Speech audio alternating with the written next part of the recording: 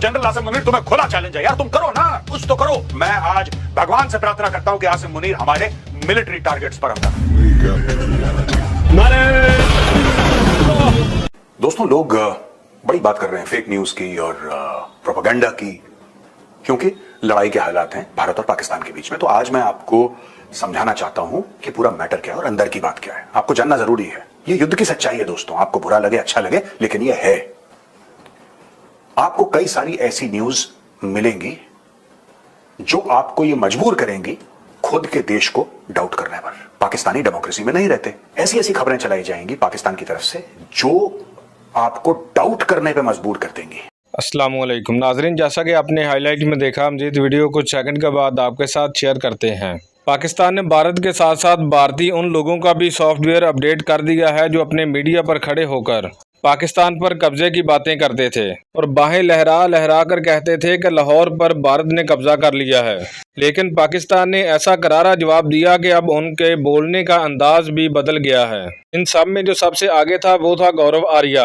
गौरव आर्या ने पिछले 15 दिन से पाकिस्तान के खिलाफ झूठा प्रोपेगेंडा बढ़ चढ़ कर किया, लेकिन पाकिस्तान के एक दिन के जवाब ने गौरव आर्या की नींदें उड़ा दी हैं। और जो भारतीय मीडिया ये बातें कर रहा था कि हम पाकिस्तान को घुस के मारेंगे, लेकिन ये सब उनके उल्ट पड़ गया और पाकिस्तान ने भारत को घुस के मार दिया। और भारतीय मीडिया यहाँ तक कहने लग गया कि अगर बहुत तेजी के साथ मिसाइल आए और उसकी आवाज भी बहुत तेज हो और अगर गिरे तो धमाका भी ज्यादा करे तो समझ जाओ कि यह पाकिस्तान का मिसाइल है। और पाकिस्तान ने एक दिन में ही इन लोगों को अपने मिसाइलों की आवाज से ही पहचान करवा दी। अगर हम आलमी मीडिया की बात करें तो आलमी मीडिया ने भी कहा है कि इस जंग को पाकिस्तान ने जीत लिया है। और आलमी मीडिया का कहना है कि पाकिस्तान जैसे अगर आपके पास फौजी नहीं है तो टेक्नोलॉजी जितनी मर्जी जदीद हो वो किसी काम की नहीं है।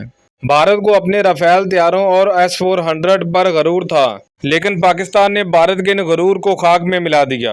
आज की वीडियो में हम आपको दिखाएंगे कि पाकिस्तान के जवाब देने से पहले गौरव आर्या किस तरह बात कर रहा था, लेकिन पाकिस्तान के जवाब देने के बाद गौरव आर्या का बात करने का अंदाज अब कैसा है।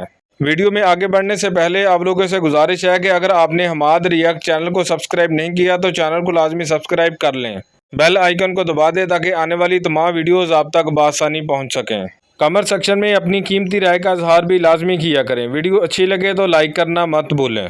तो लोग बड़ी बात कर रहे हैं फेक न्यूज की और प्रोपेगेंडा की, क्योंकि लड़ाई के हालात हैं भारत और पाकिस्तान के बीच में। तो आज मैं आपको समझाना चाहता हूं कि पूरा मैटर क्या है और अंदर की बात क्या है। आपको जानना जरूरी है। हजारों साल पहले जब लड़ाई शुरू हुई तो उसको हमने बोला फर्स्ट जनरेशन वॉरफेयर। हाथ में लकड़ी थी, हाथ में पत्थर थे और उनसे लड़ाई होती थी, बीच में तलवारें भी आईं। सेकंड जनरेशन वॉरफेयर में इंसान घोड़ों के ऊपर सवारी करने लगा और घोड़ों के ऊपर सवारी करने के बाद क्योंकि फिर उसकी गति बढ़ गई, उसकी स्पीड बढ़ गई। थर्ड जनरेशन वॉरफेयर में आपने देखा तोप, आपने देखा गन पाउडर, आपने फ्लाइट भी देखी हवाई जहाजों की। फोर्थ जनरेशन वॉरफेयर में आपने जेट्स देखे, आपने इंटरकॉन्टिनेंटल बैलिस्टिक मिसाइल देखी, आपने न्यूक्लियर वेपन्स देखे, ये सब देखा। और फिर आया फिफ्थ जनरेशन वॉरफेयर। ये क्या होता है दोस्तों fifth generation warfare? Grey zone warfare क्या होता है? यानी कि जोन या तो व्हाइट होगा या ब्लैक होगा। ये ग्रे, ये बीच का रंग क्या है ग्रे का? ये हाइब्रिड वॉरफेयर क्या होता है? ये इंफॉर्मेशन वॉरफेयर क्या होता है? तो दोस्तों, information warfare is essentially a subset of fifth generation warfare. Fifth generation warfare एक मिला जुला वॉरफेयर है, अगर देसी में आपको समझाऊं, शुद्ध देसी में। इसमें शामिल आपके टैंक्स, आपके सबमरीन्स, आपके पूरे काइनेटिक ऑप्शंस एक तरफ और दूसरी तरफ आपके non kinetic options. Non kinetic options में क्या होता है? Media, social media, propaganda. यह काम हिटलर ने सेकेंड वर्ल्ड वॉर में शुरू कर दिया था और हिटलर का मिनिस्टर ऑफ प्रोपेगेंडा हुआ करता था और उसका नाम था जोसेफ गोबेल्स। जोसेफ गोबेल्स की एक बहुत मशहूर कहावत है कि अगर एक झूठ को कई बार बोलो तो लोग उसको सच मानना शुरू कर देते हैं। यह युद्ध की सच्चाई है दोस्तों, आपको बुरा लगे अच्छा लगे, लेकिन यह है। आपको कई सारी ऐसी न्यूज मिलेंगी जो आपको यह मजबूर करेंगी खुद के देश को डाउट करने पर। उसका कारण क्या है? आपने कभी सोचा है उसका रीजन क्या है? दोस्तों, रीजन बड़ा सिंपल है। आप एक डेमोक्रेसी में रहते हैं, पाकिस्तानी डेमोक्रेसी में नहीं रहते। डेमोक्रेसी में लोगों की आदत है सवाल पूछने की और ये इनकरेज किया जाता है कि आप सवाल पूछें, आपका हक है। और मैं तो यहां तक कहता हूं कि आपका हक नहीं है सवाल पूछना, आपका धर्म है, आपकी ड्यूटी है, आपका फर्ज है सवाल पूछना। तो ask questions from authority is not just your right, it's your duty. एक डेमोक्रेसी की परवरिश होती है और एक मिलिट्री डिक्टेटरशिप की। आप बोलेंगे साहब कि शहबाज शरीफ वहां पे प्रधानमंत्री है, डिक्टेटर कौन है वहां पे? नहीं, वो एक मुखौटा है, वो एक कठपुतली है। पाकिस्तान का असली मालिक है जनरल आसिम मुनीर। तो दोस्तों वापस आते हैं इंफॉर्मेशन वॉरफेयर पे। ऐसी ऐसी खबरें चलाई जाएंगी पाकिस्तान की तरफ से जो आपको डाउट करने पे मजबूर कर देंगी। जैसे कुछ ही दिन पहले खबर आई, पाकिस्तान ने बोला कि 5 रफेल गिरा दिए भारत के 5 रफेल, राइट? 5 रफेल गिरा दिए, 5 रफेल गिरा दिए। तो भारत में लोग कह रहे हैं अरे रफेल गिरा दिए, रफेल गिरा दिए, रफेल गिरा दिए। ये सारी की सारी चीजें बढ़ चढ़ के लोग बात करने लगे। मुझे मैसेज आ गए, 50 लोगों ने मुझे मैसेज कर दिया, अरे मेरे साहब क्या हो गया, रफेल गिर गया, रफेल गिर। मैंने बोला शांत रहो यार, शांत रहो, रिलैक्स। हमें पता है ना क्या चल रहा है पीछे, हमें पता है ये किस तरीके से सोचते हैं, क्योंकि जिंदगी भर की स्टडी है इस मामले के ऊपर। फिर पाकिस्तान के जो विदेश मंत्री हैं ख्वाजा आसिफ, उनसे पूछा सीएनएन पे कि साहब आप कह रहे हैं आपने भारत के 5 जहाज गिरा दिए, आपके पास क्या प्रूफ है? तो ख्वाजा आसिफ साहब ये कहते हैं कि आप जाके सोशल मीडिया देख लीजिए, प्रूफ ही प्रूफ है सोशल मीडिया पे। वो खुद कह रहे हैं। कहने से क्या होता है? किसी के कहने से। मैं कह रहा हूं, मैं कहता हूं आज 15 रफेल गिर गए, मैं मेजर गौरवारिया कहता हूं कि 15 रफेल, उससे क्या है? मेरे वर्ड्स की क्या वैल्यू है? कोई वैल्यू है? नहीं। कोई भी कुछ कह सकता है, इट्स अ फ्री कंट्री।